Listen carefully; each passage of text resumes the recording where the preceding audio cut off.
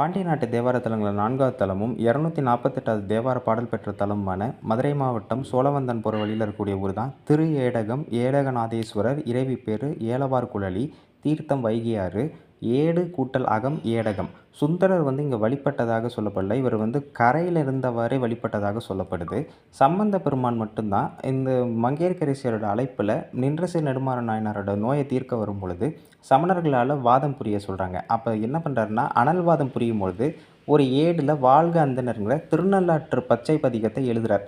அது ஆற்று நீரை எதிர்த்து செல்ல இவர் இந்த கோவிலோட பதிகம் வன்னியும் மற்ற 3ஆம் திருமுறை 32ஆம் பதிகத்தை பாடும்போது அந்த ஏடு ஒதுங்கி வருது. அது நடந்த தலம் தான் இந்த திரு ஏடகம். ஏடு எதிரேறிய விழா ஆவணி முதல் நாள் நடக்கும். பாகனூர் கோற்றது திருவேடகம் உடைய நாயனார்னு கல்வெட்டுகளை குறிப்பிடப்படுகிறார். இந்த சமணர்கள் ஒரு ஏடு அனுப்புனாங்களே, அது நேராக திருப்பாச்சேத்திங்கிற இப்போ இருக்கக்கூடிய பகுதியில் அந்த காலத்தில் சேர்ந்தது.